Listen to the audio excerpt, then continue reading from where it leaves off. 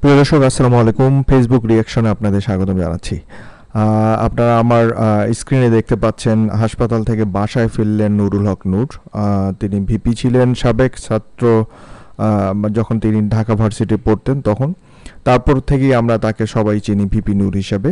তো এই ভিপি নূরকে আমরা জানি যে জাতীয় পার্টির যে নিষিদ্ধের দাবিতে যেদিন গণ অধিকার পরিষদ আন্দোলন করে সেদিন কিন্তু ব্যাপক হারে তিনি মাইর খেয়েছিলেন এবং তিনি আইসিইউতে ছিলেন এবং নাক ভেঙে গিয়েছিলেন এবং অনেক বেশ ইনজুরি, তার ব্রেনে রক্তক্ষরণও বলেছিল প্রথম দিকে হয়েছিল।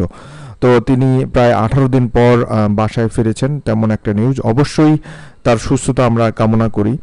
এই ভিপি নূরকে কেন মারা হয়েছিল, এই ভিপি নূরকে মারার কারণ, বা আজকে ভিপি নূরকে যে ছেড়ে দেওয়া হলো নুরুল হক নূরকে, এখানে কিন্তু 129 জন মানুষের রিয়াকশন আছে, মানে কমেন্টস করেছে।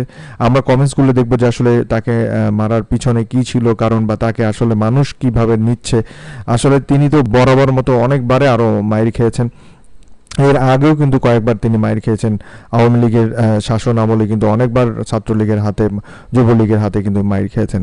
তো যাই হোক, আমরা একটু আজকে মানুষের কমেন্টসগুলো দেখি। ভদ্রলোক যখন হসপিটাল থেকে বাসায় ফিরছে, মানুষ কি বলছে। আচ্ছা, এখানে প্রথমে কমেন্টসটা জাহাঙ্গীর আলম বলছেন আলহামদুলিল্লাহ।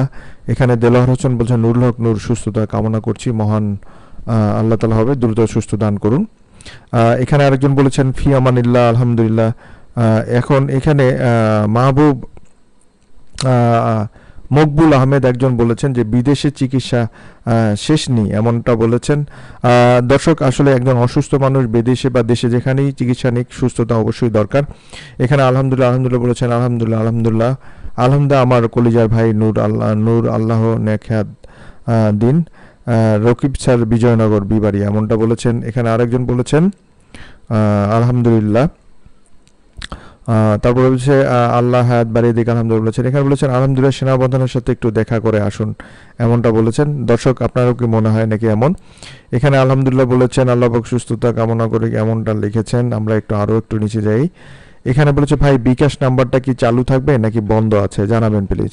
ইনি একটু নেগেটিভ ভাবেই বলেছেন। আপনারা কমেন্টস করে জানাবেন যে একজন সুস্থ অসুস্থ ব্যক্তিকে এমন কমেন্টস করা উচিত কিনা। এখানে বলেছেন নুরুল হক সুস্থতার জন্য শুভকামনা করছি। এখানে বলেছেন যে আলহামদুলিল্লাহ আল্লাহ তাকে সুস্থতা দান করুন।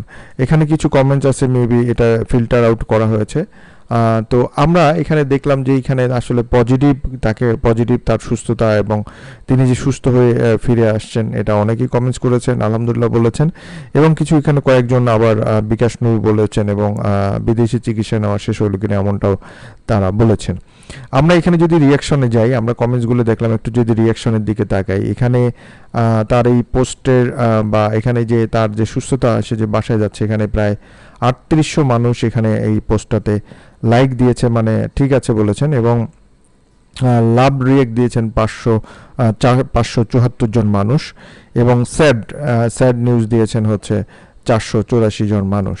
এবং এখানে আরও লাইভ বা কিচিং যে দিয়েছেন 77 জন, হাহা রিয়েক্ট দিয়েছেন এখানে 15 জন। এখানে হাহা রিয়েক্ট দিয়ে 15 জন দিয়েছে। তবে আমরা মনে করি যে একজন অসুস্থ মানুষ, সেটা যেহেতু কোনো দলেরই হোক, যে কোনো মানুষই হোক, অসুস্থ মানুষের জন্য আসলে সুস্থতা একজন মুসলিম হিসেবে অবশ্যই কাম্য।